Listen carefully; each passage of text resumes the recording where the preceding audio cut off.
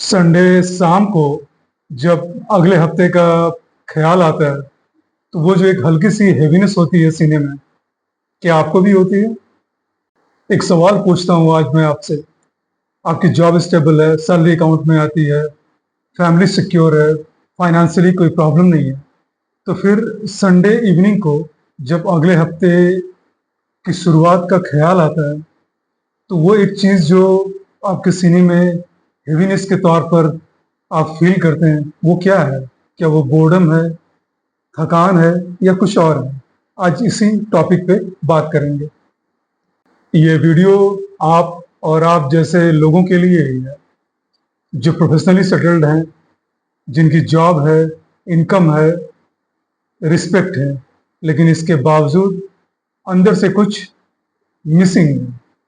आप इसे किसी को बताते नहीं क्योंकि आपको ये लगता है कि अगर आप किसी को ये बताएंगे तो वो सीधा यही बोलेंगे, इतनी अच्छी जॉब है और क्या चाहिए। आप रिलेट कर पा रहे हैं क्या? तो रुकिए, ये बात आपके लिए ही हो रही है, आपके लिए ही है। 19 साल से एचआर में हूँ, हजारों प्रोफेशनल्स के करियर से रिलेटेड उनकी उनकी बातों को सुना है। कभी एग्जिट इंटरव्यूज में, कभी अप्रेजल रूम में, और कभी कभी बस कॉरिडोर में। और एक पैटर्न जो मैंने बार बार नोटिस किया है, जो देखा है, वो पैटर्न मैं आज आपके साथ शेयर करने वाला हूँ। क्योंकि जब तक आप उसे समझेंगे नहीं, सेटिस्फेक्शन आएगी कहाँ से? 30 की उम्र तक आते आते हम एक बड़ी रेस, बड़ी जीत पा चुके होते हैं, हासिल कर चुके होते हैं। कैसे? एजुकेशन हमारी कंप्लीट हो जाती है, एक पक्की जॉब हमारे पास होती है, सोसाइटी की नज़र में हम सक्सेसफुल दिखने लगते हैं। लेकिन जैसे ही ये रेस खत्म होती है, एक नया सवाल सामने खड़ा हो जाता है, एक नया सवाल सामने खड़ा हो जाता है जो पहले कभी नहीं आया था। और वो सवाल ये है, ये सब किसके लिए है? असल में ये सवाल बहुत ही डेंजरस है, लेकिन अगर इसको गौर से आप सोचें तो एक्चुअली ये बहुत इंपॉर्टेंट सवाल भी है। लेकिन हम क्या करते हैं, हम इसे इग्नोर करते रहते हैं। क्यों? क्योंकि हमें ये सिखाया गया है, अचीव करो, कंफर्टेबल रहो, आगे बढ़ते रहो, सेटिस्फैक्शन वो ऑटोमेटिकली आ जाएगी। लेकिन वो ऑटोमेटिकली आती नहीं है। जानते हैं क्यों? क्योंकि सेटिस्फैक्शन और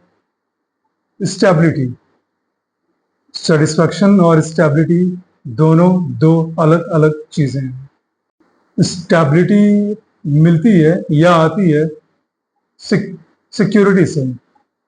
और सिक्योरिटी कहाँ से आती है? एक फिक्स्ड इनकम से, एक प्रेडिक्टेबल रूटीन से। और सेटिस्फैक्शन कहाँ से आती है? वो आती है मीनिंग से, ग्रोथ से। अभी मैं जो कर रहा हूँ, ये एक फीलिंग है जो मुझे सेटिस्फैक्शन देती है। 30 के बाद जब जॉब स्टेबल हो जाती है, स्टेबिलिटी मिल जाती है, लेकिन तब उस टाइम पे इस मीनिंग की तलाश शुरू होती है, और वहीं से एक खालीपन भी आना शुरू हो जाता है। अब अगर मैं एचआर लेंस से बात करना चाहूँ, आपके साथ शेयर करना चाहूँ, तो मैंने देखा एग्जिट इंटरव्यूज में शायद ही, रेयरली, जब भी कोई कैंडिडेट रिजाइन करता है तो वो रीजन के तौर पे सैलरी को रखता है। शायद ही। अधिकतर रीजंस क्या निकल करके आते हैं? शायद ये मेरी जगह नहीं है, इस कंपनी में शायद मेरी जगह नहीं है। दूसरी चीज, मुझे जो लगता है, मुझे मतलब कैंडिडेट के कॉन्टेक्स्ट में कह रहा हूँ, मुझे जो लगता है या लगता था कि मैं ये काम यहाँ कर सकता हूँ, वो अपॉर्चुनिटी यहाँ मुझे नहीं मिल रही है। मैं अपने पोटेंशियल का इस्तेमाल उस तरह से नहीं कर पा रहा जैसा मैं सोच करके इस कंपनी को ज्वाइन किया था। और फिर एक दिन मैंने रियलाइज किया कि अब मुझे यहाँ से किसी दूसरी अपॉर्चुनिटी के लिए मूव करना होगा, और इसके लिए मैंने रिजाइन किया है। ये सेंटेंस, ये बातें बहुत छोटी छोटी हैं, लेकिन ये रिप्रेजेंट करते हैं वर्षों के डिससेटिस्फैक्शन को, ईयर्स ऑफ क्वाइट डिससेटिस्फैक्शन।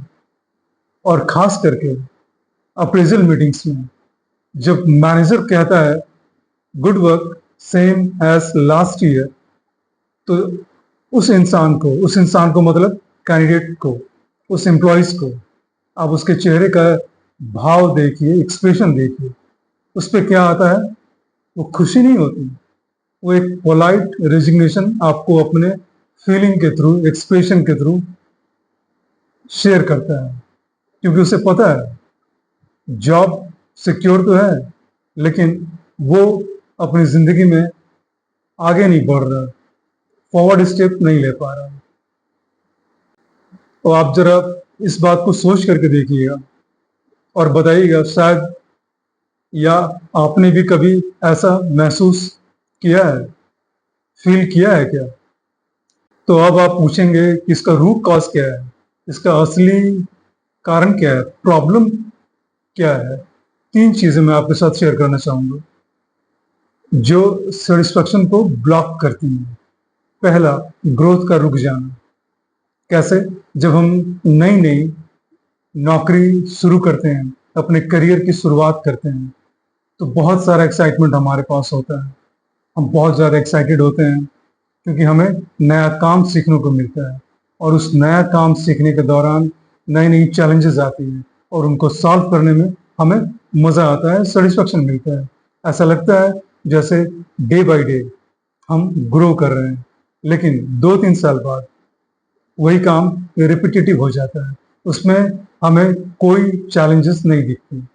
हमें ऐसा लगता है इस काम को तो मैं नींद में भी कर सकता हूँ, I can do it in my sleep also. और फिर वहीं से डिससेटिस्फैक्शन की शुरुआत होती है। दूसरी चीज, हमारे मूल्यों का, वैल्यूज का मिसमैच होना। हम जैसे जैसे बड़े होते जाते हैं, हमारी वैल्यूज मैच्योर होती जाती हैं। हमें पता चलता है कि एक्चुअली हम किस काम को करने में इंटरेस्ट रखते हैं, किस काम को करने में हमें मजा आता है। जो काम हमें 20-25 साल की उम्र में एक्साइटमेंट देती थी, अच्छा लगता था, वो 35 के एज तक आते आते हमारे वैल्यू से मैच नहीं करती, वो एक मिसमैच हो जाता है। ये दूसरी बात है, दूसरी प्रॉब्लम है, डिससेटिस्फैक्शन। और तीसरी प्रॉब्लम, पहचान का सवाल। वो क्या है कि इसके बाद हम सोचने लगते हैं कि बस यही है क्या, हम सिर्फ यही करने के लिए बने हैं क्या। ये आइडेंटिटी क्राइसिस नहीं है, ये आपकी अंदर की आवाज है, और हम जब इसे इग्नोर करते हैं, इसकी उपेक्षा करते हैं, तो ये डिससेटिस्फैक्शन बन जाती है। तो अब आप पूछेंगे कि करना क्या है, मैं क्या करूं। मैं ये नहीं कह रहा कि आप जॉब छोड़ दो, मैं ये कह रहा हूं कि आप एक ऑनेस्ट कन्वर्सेशन, ईमानदार बातचीत खुद से करो। ये जॉब मुझे क्या दे रही है? मुझे स्टेबिलिटी मिल रही है, हाँ। मुझे ग्रोथ मिल रही है, हाँ। लेकिन ग्रोथ कहाँ, क्या? अगर जवाब ग्रोथ का नहीं मिल रहा है, तो पहला काम ये समझना है कि ग्रोथ आएगी कहाँ से, कहाँ से ग्रोथ हमें मिलनी चाहिए, या मिलती हुई दिख रही है, एक संभावना के तौर पे ही सही। कभी कभी सेम जॉब में भी ग्रोथ होती है। अगर आप नया प्रोजेक्ट ज्वाइन करें, नई स्किल बिल्ड कर लें, अपने मैनेजर से बात करें, ऑनेस्ट डिस्कशन, क्योंकि कभी कभी एक ऑनेस्ट कन्वर्सेशन अपने मैनेजर से किया हुआ आपको एक नया क्लैरिटी देता है, नया डायरेक्शन देता है। और हाँ, कभी कभी चेंज भी जरूरी होता है। लेकिन एक बात और भी है, बिना क्लैरिटी का अगर आप डिसीजन लेते हैं, तो वो डिसीजन आपके डिससेटिस्फैक्शन में बदल जाएगा। वो एक नई इंस्टेबिलिटी और स्थिरता लेकर के आएगा, जो दिखता नहीं लेकिन आप फील करते हैं। तो उसके बारे में बात करना जरूरी है। मैं आपको एक छोटा सा एक्सरसाइज आपके साथ शेयर करता हूँ। आज रात 10 बजे 10 मिनट, 10 बजे का टाइम मैंने इसलिए दिया है कि मोस्टली लोग कंफर्टेबल हो जाते हैं। सिर्फ 10 मिनट पेपर पे, मोबाइल पे नहीं, आप तीन सवाल तीन सवाल का आंसर कीजिए। इन इनके इनको लिखिए और इनका आंसर करिए step by step. Question number 1, पिछले 6 महीने में ऐसा कौन सा काम आपने किया जो आपको रियल सेंस में, जेन्युइनली उस काम को करके अच्छा लगा? इसका आंसर लिखिए। दूसरा, अगर सैलरी सेम रहे लेकिन रोल अलग मिले आपको, रोल चेंज कर सकें, तो क्या आप वो करना चाहेंगे? और तीसरा सवाल, जो अक्सर इंटरव्यूज में एचआर वाले कैंडिडेट से पूछते हैं कि आप 5 साल बाद प्रोफेशनली खुद को कहाँ देखना चाहेंगे, ये आप अपने लिए भी लिखें। इसका आंसर आप खुद भी लिखें। ये कोई करियर काउंसलिंग मैं नहीं कर रहा, लेकिन आपको ये बता रहा हूं कि ये एक शुरुआत है। शुरुआत किस चीज की? खुद से ऑनेस्ट होने की, खुद से ईमानदार होने की। क्योंकि जब तक आप खुद नहीं जानते कि आप चाहते क्या हैं, तो सेटिस्फैक्शन आएगी कहां से? अब एक सवाल लास्ट में मैं आपसे पूछता हूं, आपकी जॉब में वो ऐसी क्या बात है, वो ऐसा कौन सा फैक्टर है जो आपके लिए सबसे ज्यादा मैटर करता है? कमेंट में लिखिएगा जरूर। अगर एक वर्ड भी आप लिखना चाहें तो भी काफी है। और अगर ये टॉपिक आपसे रिलेट हो पाया हो किसी भी सेंस में, तो कमेंट में इसके बारे में भी लिखिएगा जरूर। मिलता हूं आपसे फिर किसी नई टॉपिक के साथ अगले वीडियो में। Till then, stay healthy, stay blessed. नमस्कार।